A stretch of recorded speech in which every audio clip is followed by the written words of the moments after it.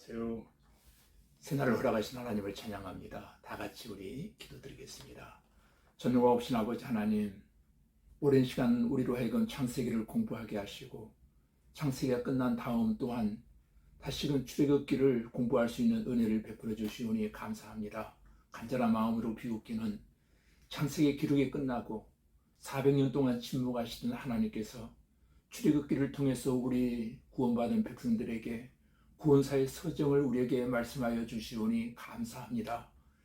창세기를 통해서 깨닫지 못했던 새로운 모습들이 출애굽기를 읽는 가운데 더 많이 깨달아지고 더 많이 알아지는 가운데 하나님의 세미하신 그 음성과 더불어 하나님 앞에 응답되어지는 거룩한 역사가 일어나기를 원합니다. 시간 아버지 하나님 은혜와 진리로 역사하여 주시어서 깨달음이 더해져가며 하나님이 기뻐하시는 아름다운 신앙의 모습을 만들어갈 수 있도록 하나님 도와주시옵소서.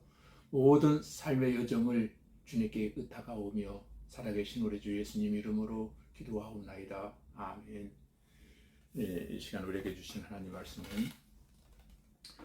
출애굽기 1장 8절로 14절까지 제가 읽어드리겠습니다.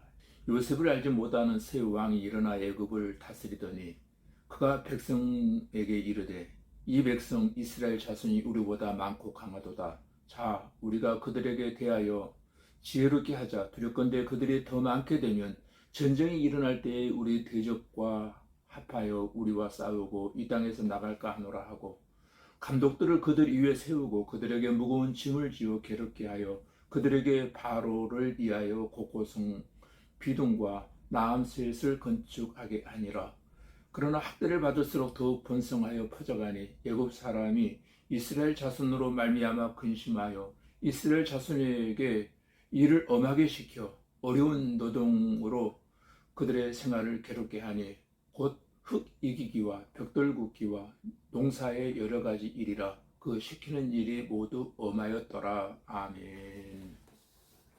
네, 방금 읽어드린 1장을 통해서 이스라엘 민족의 번성과 노예 생활이라고 하는 주제로 하나님의 말씀을 강론하려고 합니다.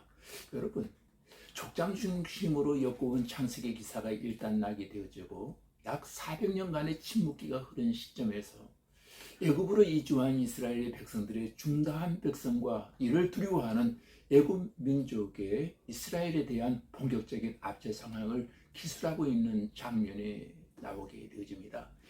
이러한 본장은 출애굽기 전체의 도입부로 하나님께서 역사적으로 이스라엘 민족에 친히 개입하실 수밖에 없는 필연적 사항을 우리에게 보여주고 있습니다. 출애굽기의 저자가 모세라고 하는 데에는 이견이 없습니다. 창세기는 시작의 책임 반면에 출애굽기는 구원의 서정을 아주 자세히 말해주고 있는 책입니다. 이스라엘 백성들이 애굽에서 핍박을 당하고 노예 생활을 하다가 하나님의 구원의 역사로 말미암아 출애굽을 하게 되어지고 그리고 광야에서 40여 년간 방황하다가 가나안 땅으로 들어가게 된 영적인 여정을 그리고 있습니다. 이스라엘 백성들은 그렇게 애굽에서 구원을 받고 더 나아가 그들은 야곱의 한 가정으로부터 시작해서 법률과 조직을 갖춘 하나의 국가로 성장하게 되는 과정을 우리가 보게 될 것입니다. 이 과정을 그린 것이 바로 출애굽기입니다. 출애굽기에는 특별히 많은 모형들이 나오고 있습니다. 출애굽기에서 애굽은 세상의 모형이기도 합니다. 하나님의 백성을 핍박하고 노예로 삼고 하나님의 백성을 타락시키기를 원하는 그런 세상의 모형이 바로 애굽입니다. 바로 왕은 사단의 모형입니다. 사단의 상징인 것입니다. 이스라엘 백성은 교회의 모형입니다. 세상의 핍박으로부터 구원을 받아서 광야 같은 영적인 여정을 통해 하나님의 보호와 인도하심을 체험하는 교회의 상징인 것입니다. 그러면 마지막으로 모세는 누구의 상징입니까? 그리스도 예수님의 모형입니다. 모세는 하나님의 뜻을 받들어 이스라엘 백성에게 하나님의 뜻을 전달하는 선지자요. 이스라엘 백성을 애굽의 노예 생활에서 구원해내는 구원자로서 예수 그리스도의 모형이 되는 것입니다. 우리 이 세상에 사는 모든 사람들은 성경 창세기의 말씀에 따르면 뱀의 후손과 여자의 후손으로 갈라지고 있습니다. 뱀의 후손은 물론 불신자들입니다. 여자의 후손은 예수 그리스도를 믿는 하나님의 백성들입니다. 그러나 뱀의 후손은 하나님의 백성을 저주하려고 해도 하나님은 도리어 그것을 축복으로 바꿔주시는 것입니다. 뱀의 후손은 하나님의 백성을 진멸하고 핍박하고 없애버리려고 해도 하나님은 도리어 그것을 번식하게 하고 창성하고 부흥케 하는 도구로 사용하시고 있는 장면을 보게 되어집니다. 출애굽기 1장이 우리에게 증거하고 있는 명백한 진리는 하나님의 백성들에게는 고난과 어려움과 핍박의 도리어 축복과 부흥과 성장의 수단이 되어진다라고 하는 것을 말씀해 주고 있습니다. 그러므로 교회 부흥은 어려운 시대에 오는 것입니다. 그렇기 때문에 지금 우리는 부흥을 기대하며 기도하는 것입니다. 하나님의 백성이 핍박을 받으면 도리어 번창하게 되어져 있습니다. 이스라엘 백성들은 애굽에 와서 처음에는 잘 살았습니다. 고센 땅에 정착을 해서 애굽의 온갖 좋은 음식도 먹게 되었고 애굽 사람들과 친하게 지내며 애굽의 문화도 좋아하게 되었습니다. 그러나 바로 왕의 핍박은 이스라엘 백성이 감당하기 어려웠습니다. 바로의 국고성을 짓기 위해서 흑이기 또 벽돌 만들기 등의 고역을 시키고 무서운 감독을 두어서 채찍으로 다스리며 이스라엘 백성을 노예로 삼아버리고 말았던 것입니다. 그런데 바로 왕의 이 핍박이 이스라엘 백성에게는 도리어 축복이 되었던 것입니다. 무슨 말인가 하면 이스라엘 백성들은 애굽은 우리가 살 영원한 땅이 아니구나. 하나님께서 우리에게 언약하신 땅은 애굽이 아니라 가나안 땅이구나 하는 것을 다시금 기억하게 되었던 것입니다. 그리고는 기도하지 않던 이스라엘 백성들이 도리어 하나님께 부르짖어 기도하기 시작합니다. 이스라엘 백성들이 고통을 받으며 부르짖는 것이 하나님께 다 상달되었다고 했습니다.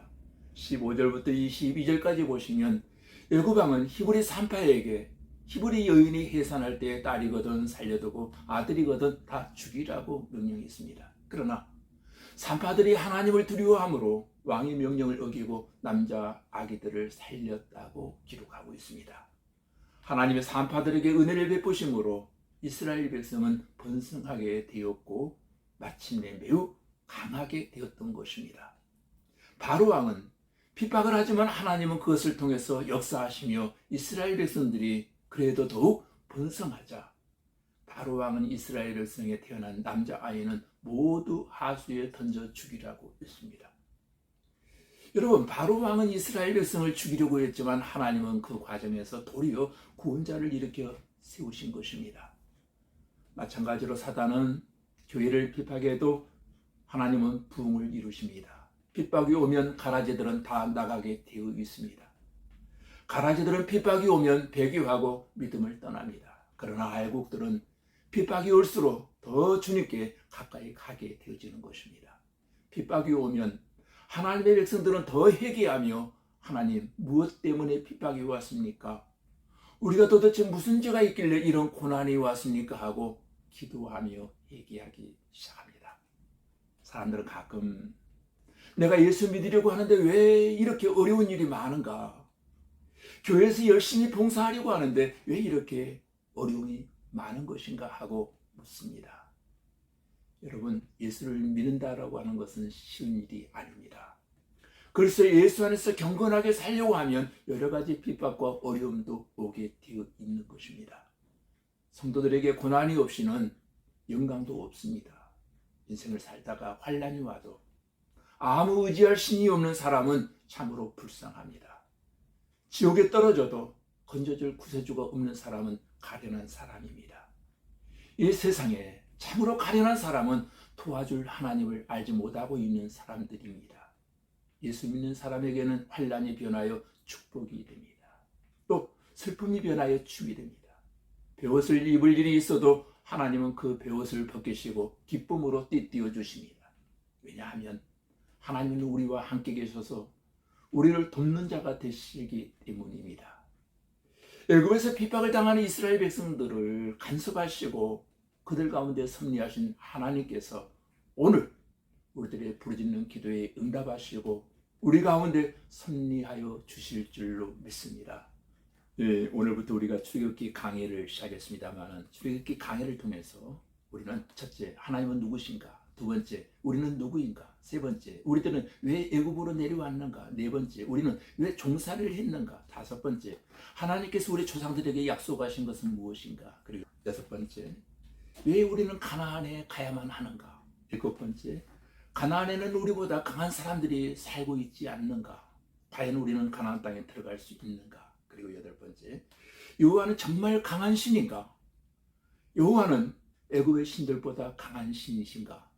출애굽기를 읽으시면서 이와 같은 질문에 대한 답을 꼭 찾게 되시기를 주님의 이름으로 기도드립니다. 다 같이 우리 기도하겠습니다.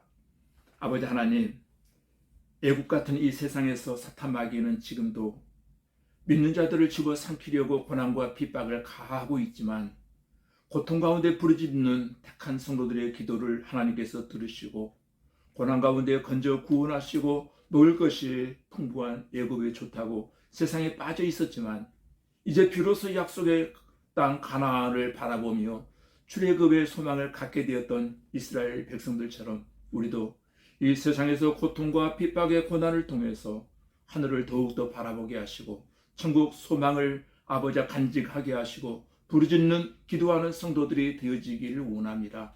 하나님, 구체적으로 역사하셔서 출애굽의 은혜를 덧입혀 주시고 환난이 변하여 축복이 되게 하시고 슬픔이 변하여 춤이 되게 하시고 고난 가운데 영광을 보게 하시고 어려움 중에 하나님이 우리와 함께 하셔서 도와주시는 은혜로 충만케 하여 주시옵소서. 시간 출애굽기 강해를 통해서 깨달음과 은혜와 아버지 하나님이여 많은 축복을 허락하여 주시기를 기도하오며 예수님 이름으로 기도하옵나이다. 아멘.